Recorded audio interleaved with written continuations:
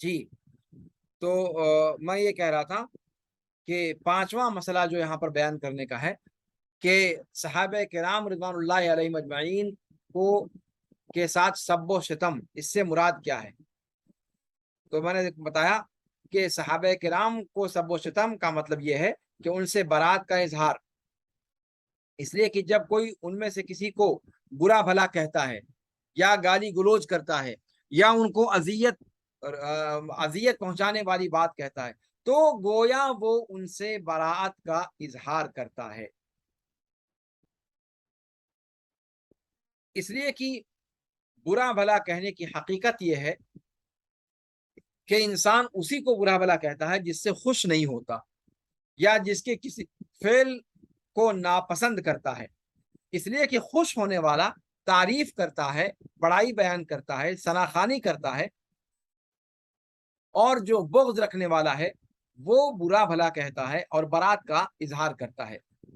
اسی لیے اللہ کے رسول صلی اللہ علیہ وسلم نے صحابہ کرام رضوان اللہ علیہ مجمعین کو برا بھلا کہنے سے منع فرمایا، کہا کہ لا تسبوا اصحابی،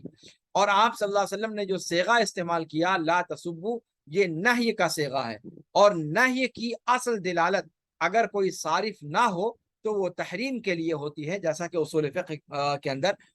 جو لوگ اصول فقہ پڑھے ہوئے ہیں وہ اس بات کو جانتے ہیں۔ تو یہاں پر جو آپ صلی اللہ علیہ وسلم نے فرمایا کہ لا تسبوا اصحابی، میرے صحابہ کو برا بھلا نہ کہو، یہ سب کا لفظ جو ہے اس چیز کو ذہن میں رکھنا چاہیے کہ سب کا معنی صرف گالی دینا نہیں ہوتا کہ ماں بہن کی گالی دیں تو وہ گالی ہے، سب کا لفظ عربی زبان میں وہ عام ہے، خواہ براہ راست جس کو ہم اپنی اردو زبان میں گالی کہتے ہیں وہ گالی ہو، یا پھر دینی اعتبار سے صحابہ کرام کی ذات میں منقصت ان کی کر رہا ہو، دینی اعتبار سے ان پر کوئی قدغن لگا رہا ہو، وہ بھی سب ہے، یا دنیاوی اعتبار سے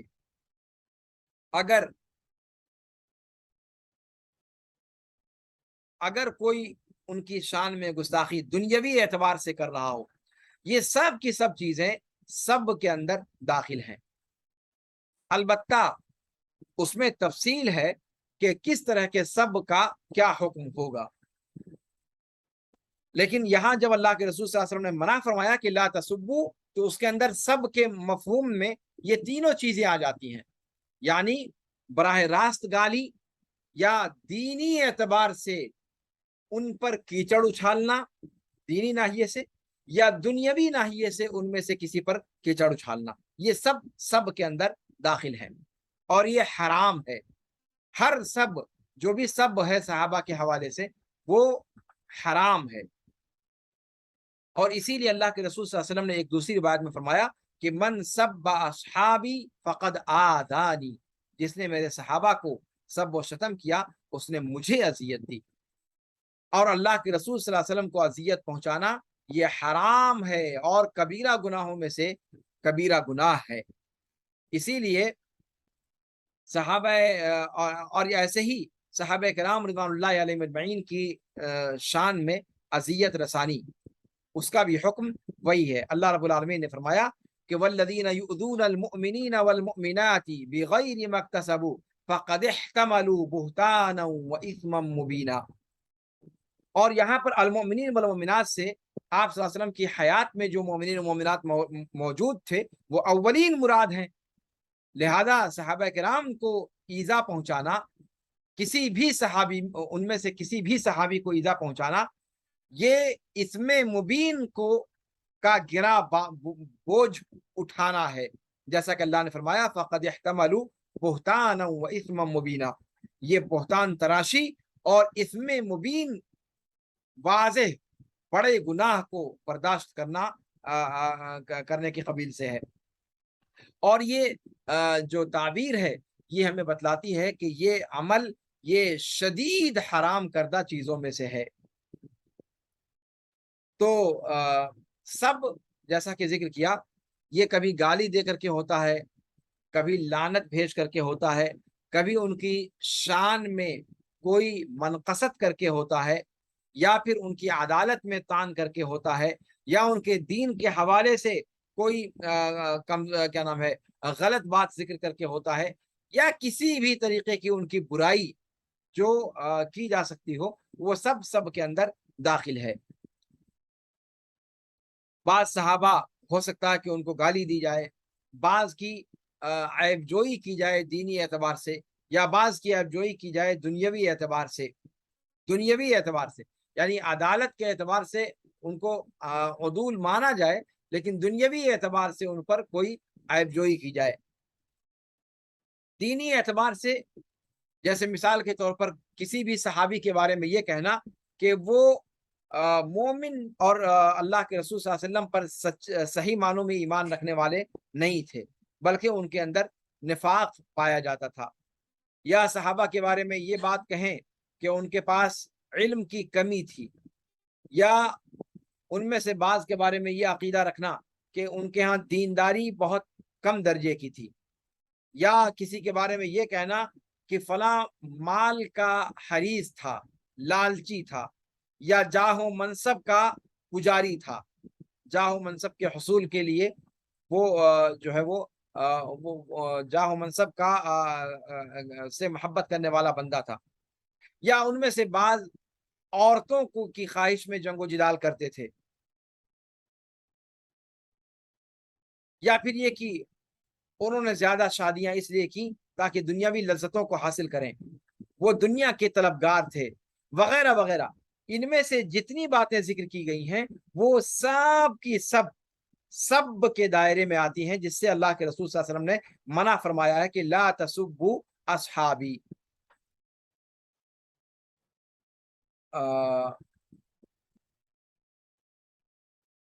اب یہاں پر ایک مسئلہ یہ ذکر کرنے کا ہے کہ صحابہ کرام رضوان اللہ علیہم اجمعین کی شان میں گستاخی کرنے والے کا حکم کیا ہے۔ یہ تو پتہ چل گیا کہ یہ حرام کام ہے، صحابہ کو سب کرنا یا صحابہ کرام کی شان میں کوئی عیب جوئی کرنا یا ان کی منقصت کرنا یہ حرام ہے، لیکن یہ کہ اس کے کرنے والے پر کیا حکم ہے، کیا ایسا کرنا کفر مانا جائے گا یا کفر تک نہیں پہنچائے گا؟ تو اس کے بارے میں کہتے ہیں کہ یہ چیز تو طے ہے کہ صحابہ کرام رضوان اللہ علیہم اجمعین کی شان میں گستاخی کرنے والا گستاخی اسی لیے کرتا ہے کہ اس کے دل میں ان کے بارے میں بغض پایا جاتا ہے، اس لیے کہ اگر بغض نہیں پایا جائے گا تو انسان ان کی تعریف کرے گا، ان کی منقصت نہیں کرے گا۔ تو اب یہاں یہ دیکھنے کی بات ہے کہ وہ مطلق جو ہے بغض رکھتا ہے یا کسی خاص جزئیے میں بغض رکھتا ہے۔ تو انسان سب و شتم زبان سے بعد میں کرتا ہے، دل کے اندر بغض پہلے پایا جاتا ہے۔ اسی لیے امام طحاوی رحمہ اللہ نے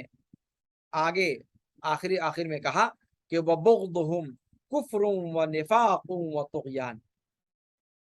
کہ ان سے بغض رکھنا یہ کفر ہے، نفاق ہے اور حد سے تجاوز کرنا ہے۔ یہاں کفر سے مراد کفر اصغر ہے یا کفر اکبر ہے، یا پھر دونوں کو شامل ہے۔ امام ابن ابی العز رحمہ اللہ جو عقیدہ طحاویہ کے شارح ہیں، وہ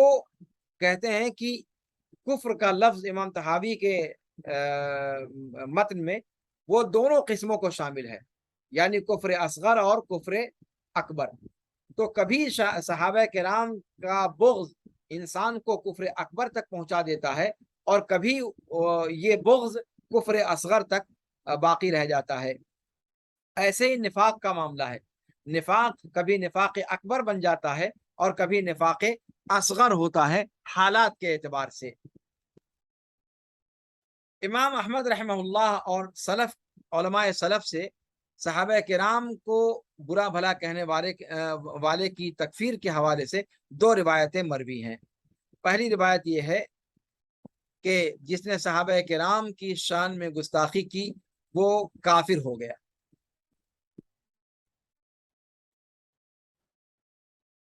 اس لیے کہ جس نے صحابہ کرام کی شان میں زبان طعن دراز کیا وہ ان کے دین میں طعن کر رہا ہے اور صحابہ کی عدالت کو مجروح کر رہا ہے، اور یہ چیز براہ راست اللہ رب العالمین کی ان کی شان میں کی ہوئی تعریف کو رد کرنا ہے۔ تو گویا اس نے سب صحابہ کو برا بھلا کہہ کر اس نے قرآن کریم کا انکار کیا اور اللہ کے رسول صلی اللہ علیہ وسلم کی حدیث کا انکار کیا جنہوں نے ان کی تعریف کی ہے، اور یہاں سے یہ بندہ کافر ہو جائے گا۔ اور دوسری روایت امام احمد رحمہ اللہ سے اور علماء سلف سے یہ ہے کہ وہ کفر اکبر نہیں ہوگا، یعنی کافر تو ہوگا لیکن کفر اکبر نہیں ہوگا، جو ملت سے نکالنے والا ہے وہ نہیں ہوگا۔ اور ایسا کیوں نہیں ہوگا؟ اس لیے کہ صحابہ کرام کو برا بھلا کہنا وہ ایک تعویل کی بنیاد پر ہے، اور تعویل جب داخل ہو جائے تو وہاں صریح طور پر کفر کا حکم نہیں لگایا جائے گا۔ لیکن مسئلہ یہ ہے کہ یہاں پر کیا تعویل کا مدخل ہے؟ جو پہلا قول امام محمد سے مروی ہے وہی سلف سے کثرت کے ساتھ مروی ہے، اور سلف کی ایک جماعت نے اس بات کو وضاحت کے ساتھ بیان کیا کہ جس نے ابو بکر اور عمر رضی اللہ تعالی عنہما و ارضاہما کی شان میں گستاخی کی وہ کافر ہے، کافر ہے، یعنی ملت اسلامیہ سے خارج ہے۔ اور اس بات کو بھی صراحت کے ساتھ بیان کیا کہ جس نے صحابہ کرام کو گالی دی اور ان کو برا بھلا کہا وہ زندیق ہے، یعنی ابو بکر و عمر کو کہا تو کافر ہے، اور صحابہ کرام کو سب و شتم کیا تو وہ زندیق ہے۔ بلکہ امام احمد سے کہا گیا، ابو طالب کی روایت میں جیسا کہ آیا ہے کہ ان سے کہا گیا کہ فلاں انسان عثمان رضی اللہ عنہ، عثمان بن عفان رضی اللہ عنہ کو گالی دے رہا ہے، تو امام احمد نے فرمایا کہ ذاک زندیق،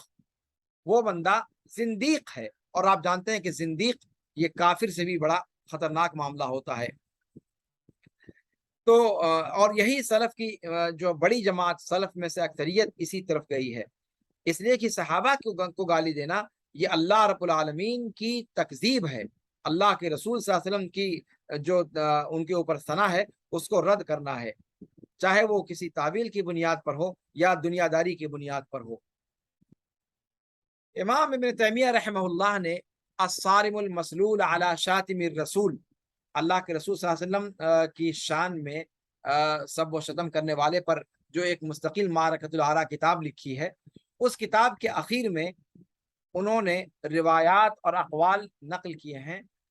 صحابہ کرام کو گالی دینے یا صحابہ کرام کو بلا بھلا کہنے کے بارے میں بھی، اور وہاں پر انہوں نے اس سلسلے میں تفصیل کے ساتھ گفتگو کو بیان فرمایا ہے، اور کہا کہ صحابہ کرام کو برا بھلا کہنے والا اس کے چند احوال ہو سکتے ہیں، اور ان احوال کے اعتبار سے اس کا حکم بھی منطبق ہوگا۔ کبھی صحابہ کو سب و شتم کفر اکبر ہو جاتا ہے، اور کبھی وہ حرام اور نفاق کے دائرے میں رہتا ہے، اور کبھی اس سے الگ حکم ہوتا ہے، یعنی جیسا حال ہوگا ویسا حکم ہوگا۔ پہلی حالت مثال کے طور پر یہ ہے کہ تمام کے تمام صحابہ کو برا بھلا کہے بغیر ان میں سے کسی کو چھانٹے ہوئے، یعنی ان میں سے تمام، یعنی پوری کی پوری صحابہ کی جماعت کے بارے میں برا بھلا بولتا ہے، تو اس میں کوئی شک نہیں کہ اجماع امت کے ساتھ یہ کفر ہے، یہ اس پر اجماع امت ہے کہ ایسا کرنے والا کافر ہے جو تمام کے تمام صحابہ کو برا بھلا کہے۔ اور یہ زنادقہ اور مادیین اور ملحدوں کا عمل ہے کہ وہ تمام کے تمام صحابہ کرام کو برا بھلا کہتے ہیں، یعنی اس طرح کی باتیں کہتے ہیں کہ یہ صحابہ کرام جو ہیں وہ سب کے سب ناسمجھ تھے، یہ سب کے سب دنیا دار تھے، بغیر کسی تفصیل کے یا ان میں سے کسی صحابہ کو استثناء کے بغیر۔ تو جس نے تمام کے تمام صحابہ کو برا بھلا کہا یا تمام کے تمام صحابہ کی شان میں گستاخی کی تو اس کو زندقہ پر محمول کیا جائے گا اور کفر پہ محمول کیا جائے گا۔ اس لیے کہ یہ کسی ایسے بندے سے، کسی ایسے دل سے یہ بات صادر ہو ہی نہیں سکتی جو اللہ اور اس کے رسول سے محبت رکھتا ہو، کتاب و سنت کو محبوب رکھتا ہو۔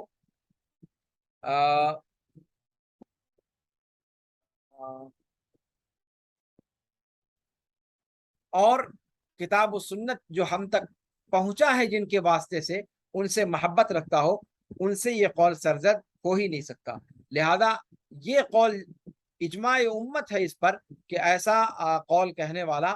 یا ایسا بندہ جو تمام صحابہ کو بغیر کسی استثناء کے برا بھلا کہتا ہو، ایسا شخص جو ہے وہ کافر ہے۔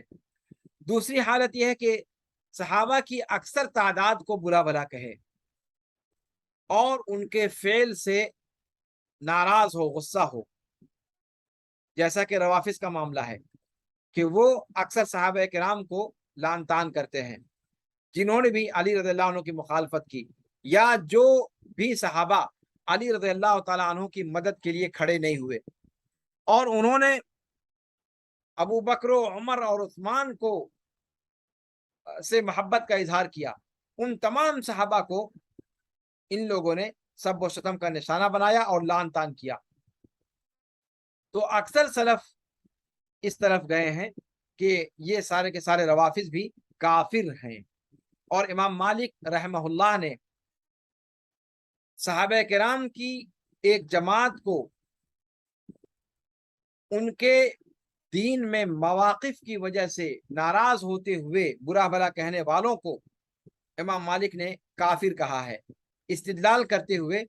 سورہ فتح کی آیت سے، جس میں اللہ رب العالمین نے فرمایا کہ ذالک مثلہم فی التوراہ ومثلہم فی الانجیل کزرع اخرج شطأہ فآزرہ فاستغلظ فاستوى على سوقه يعجب الزراع لیغیظ بہم الکفار۔ سورہ فتح آیت نمبر 29۔ تو ہر وہ شخص جس کے دل میں غیظ و غضب ہے صحابہ کرام رضوان اللہ علیہ مجمعین کے تعلق سے، کینہ کپٹ ہے،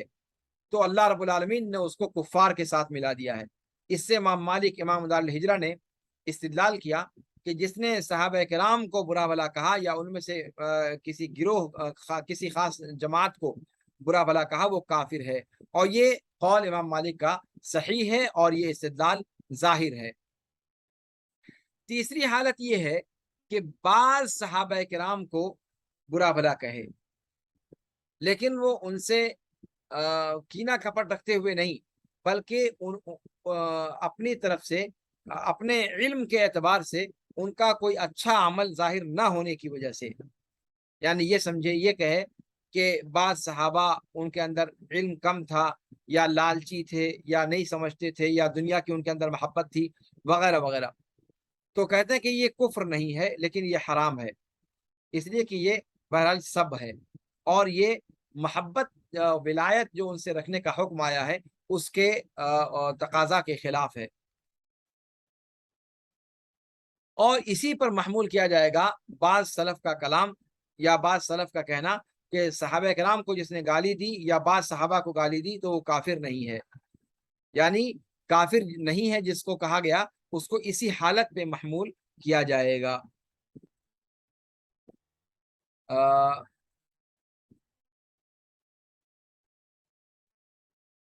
چوتھی حالت یہ ہے کہ کسی خاص صحابی کے بارے میں وہ منقصت کرے اور ان کو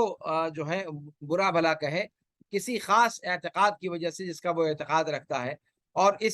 اپنے اس اعتقاد کی روشنی میں اس صحابی کے کسی فعل کو یہ سمجھتا ہے کہ وہ درست نہیں ہے،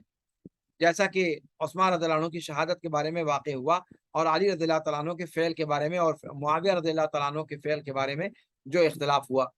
تو بعض کی تنقیص کرے اگر اس قسم کا معاملہ آتا ہے تو یہ معاملہ بھی حرام ہے، یہ چیز بھی حرام ہے، لیکن یہ کفر کے درجے میں نہیں ہے۔ اسی طریقے سے امام ابن تیمیہ رحمہ اللہ نے اس کے کیٹیگریز بیان کی ہیں، اور ہر کیٹیگری کا الگ الگ حکم بیان کیا ہے۔ امام تحوی رحمہ اللہ نے اس کے بعد فرمایا کہ وَحُبُّهُمْ دِينٌ وَإِيمَانٌ وَإِحْسَانٌ، یہ چھٹا مسئلہ۔ اس کے اندر امام تحوی رحمہ اللہ نے جو بات کہی ہے کہ سب سے پہلی بات ہے کہ صحابہ سے محبت یہ ہمارا دین ہے، یعنی صحابہ سے محبت ہم اس لیے رکھتے ہیں کہ ان سے محبت رکھنا یہ دین ہے، یہ ایمان ہے، اور ان سے محبت نہ رکھنا یہ بغض ہے اور نفاق ہے۔ تو ہم ان سے محبت اس لیے رکھتے ہیں کہ یہ دین ہے، اس لیے کہ اللہ نے ان کی تعریف کی ہے، اور اللہ رب العالمین کی تصدیق کرنا یہ ہمارے لیے واجب ہے کہ ہم اللہ رب العالمین کی تصدیق کریں۔ اور صحابہ کرام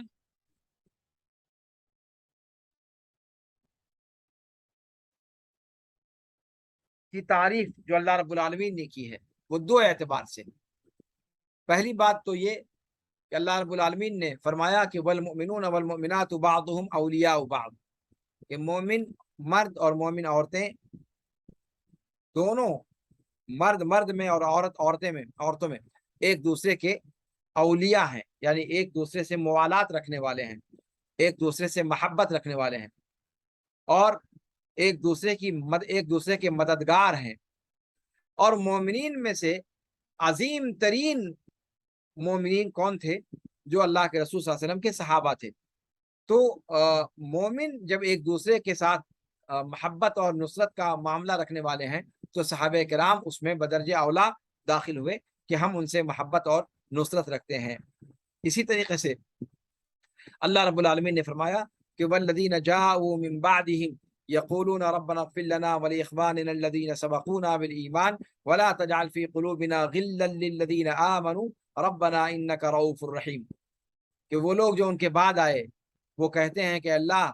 ہماری مغفرت فرما، اور ہمارے ان بھائیوں کی جو ہم سے پہلے ایمان کے ساتھ گزر گئے، اور ہمارے دلوں میں کسی کے بارے میں کوئی کینہ کپٹ نہ رکھ، ان میں سے جو ایمان لائے، یعنی کہ ایمان لانے والوں میں سے کسی کے بارے میں ہمارے سینے میں کوئی کینہ کپٹ نہ رکھ، اے ہمارے رب تو بخشنے والا، تو رحم کرنے والا اور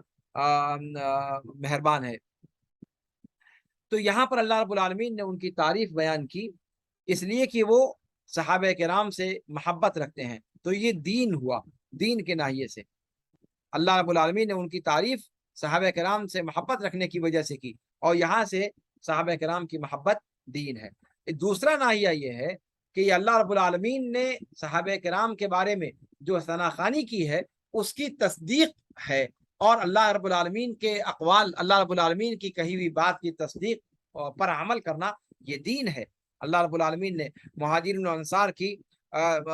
کے جنس کی تعریف کی، اور بیعت رضوان کی تعریف کی، اور سابقون الاولون کی تعریف کی، اور ان تمام لوگوں کی تعریف کی جو اللہ کے رسول صلی اللہ علیہ وسلم کے ساتھ ہیں محمد رسول اللہ والی آیت کے اندر، جیسا کہ اس سے پہلے گزرا۔ تو یہ دلیلیں اس بات کو بتلاتی ہیں کہ صحابہ کرام سے محبت رکھنا یہ دو ناحیے سے ہے۔ ایک تو مومنین آپس میں ایک دوسرے سے محبت رکھتے ہیں، وہ جو آیات آئی ہوئی ہیں، اور والذین جاؤوا من بعدہم کے اندر جو قول بیان کیا گیا، جو آیت میں مضمون بیان کیا گیا اس اعتبار سے، اور دوسرے صحابہ کرام کے بارے میں اللہ رب العالمین نے جو رضا کی بات ذکر کی ہے، ان سے خوش ہونے کی بات ذکر کی ہے، ان کی تصدیق کا تقاضا یہ ہے کہ یہ دین اور ایمان کا حصہ ہے۔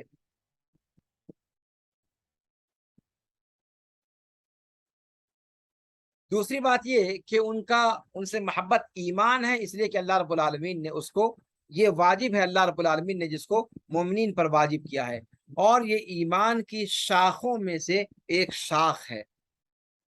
اس لیے کہ صحابہ کی محبت یہ ایمان ہے۔ اور بعض صحابہ کے بارے میں اللہ کے رسول صلی اللہ علیہ وسلم نے صراحت کے ساتھ بیان کیا کہ آیت الایمان حب الانصار و آیت النفاق بغض الانصار، کہ ایمان کی عظیم نشانی انصار سے محبت ہے، اور نفاق کی عظیم نشانی انصار سے بغض رکھنا ہے۔ تو یہاں سے پتہ چلا کہ صحابہ کرام کی خاص جماعت اور صحابہ کرام کی عام جماعت سے محبت رکھنا یہ دین اور ایمان ہے، اور ان کی محبت احسان ہے، اس لیے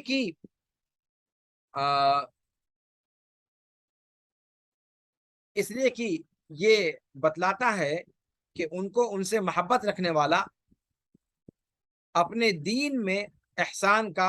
کے مقام پر پہنچنے والا ہے،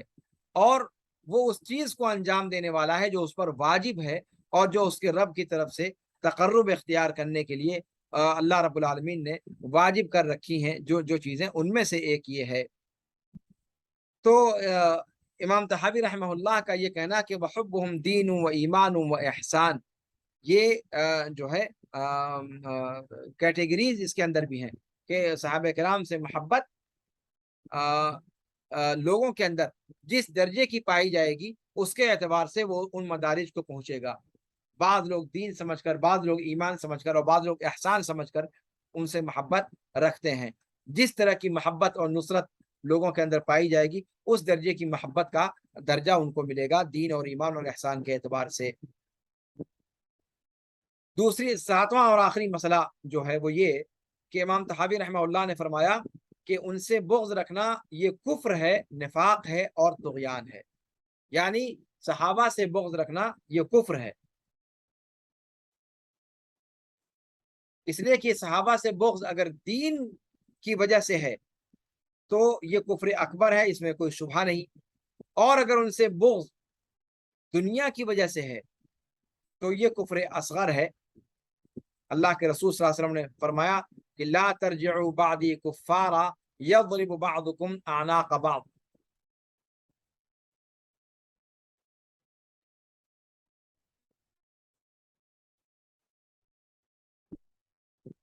دوسری بات یہ کہ امام طحاوی نے فرمایا کہ اچھا، لیکن یہ بھی بغض جو ہے یہ کفر اصغر عمومی طور پر ہے، لیکن یہ کبھی کبھی بغض کی نوعیت کے اعتبار سے کفر اکبر بھی ہو جاتا ہے، جیسا جس کی تفصیل گزری ہے۔ دوسری بات ہے کہ صحابہ کرام کا بغض یہ نفاق ہے، اس لیے کہ نفاق کی نشانی ہے کہ وہ ان لوگوں سے دشمنی رکھے، بغض رکھے جو اس دین کو ہم تک منتقل کرنے والے ہیں اور اسلام کو جو محفوظ طور پر لوگوں میں پہنچانے والے ہیں، اور جنہوں نے اللہ کے راستے میں جہاد کیا، اور وہ کون ہیں؟ اللہ کے رسول صلی اللہ علیہ وسلم کے صحابہ کرام۔ منافقین جو ہیں اللہ کے رسول صلی اللہ علیہ وسلم کے زمانے ہی میں صحابہ کرام سے بغض رکھتے تھے اور کفار سے دوستی رکھتے تھے۔ اللہ رب العالمین نے ان کو ان کی صفت بیان کرتے ہوئے کیا کہا کہ المنافقون والمنافقات بعضهم من بعض، کہ منافق اور مرد اور منافق عورتیں آپس میں ان میں سے بعض سے ہے۔ نفاق دو درجے کا ہو سکتا ہے، نفاق اعتقادی اور نفاق عملی۔ نفاق اعتقادی یہ نفاق اکبر ہے، یہ یعنی بغض کی حالت کے اعتبار سے نفاق کبھی اعتقادی ہوگا اور کبھی نفاق عملی ہوگا۔ اگر اعتقادی ہوگا تو وہ نفاق اکبر تک پہنچ سکتا ہے بغض کی حالت کے اعتبار سے،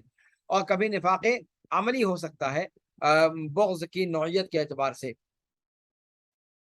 تیسری بات یہ کہ صحابہ سے بغض یہ طغیان ہے، یعنی ان سے دشمنی رکھنا یہ حد سے تجاوز کرنے والا ہے۔ جو بندہ صحابہ سے بغض رکھتا ہے وہ گویا کی جو اس کی متعین حد ہے وہ اس سے تجاوز کر رہا ہے، اس لیے کہ اللہ رب العالمین نے ان سے محبت کا حکم دیا ہے، ان سے دوستی رکھنے کا حکم دیا ہے، اور ان کے لیے مغفرت طلب کرنے کا حکم دیا ہے، اور ان سے رضامندی کا اظہار کیا ہے۔ تو ایسے گروہ کے بارے میں اگر اس کے دل میں کینہ اور کپٹ ہے اور دشمنی ہے تو اس کا مطلب یہ ہے کہ اس نے اس حد کو تجاوز کر دیا جس حد سے تجاوز کرنا اس کے لیے روا نہیں تھا۔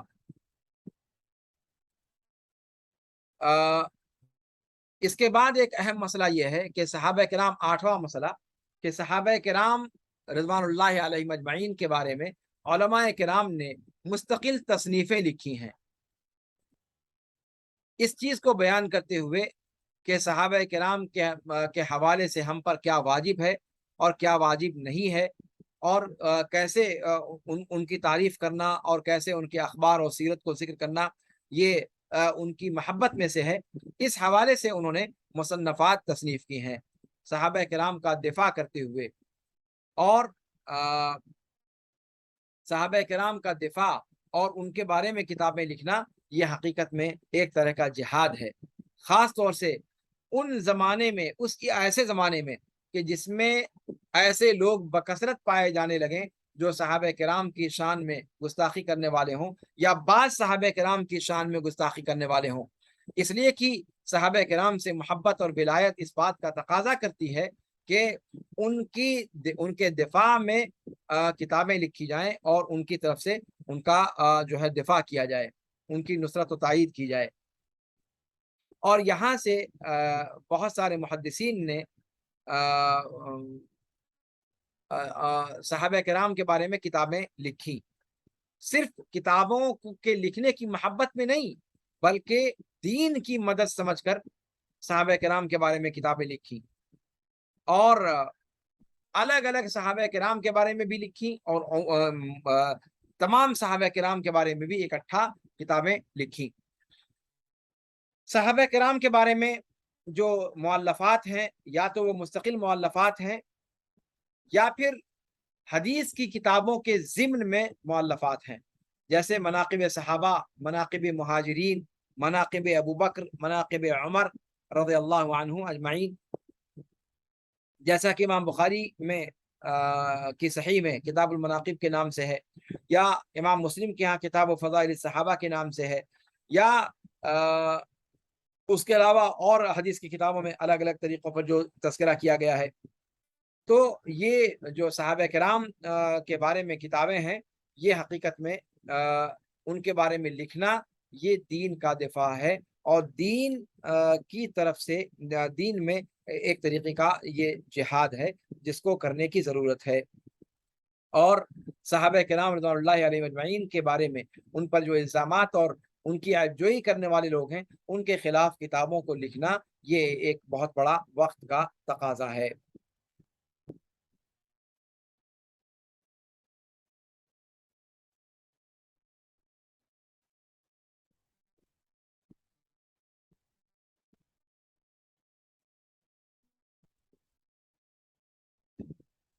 آج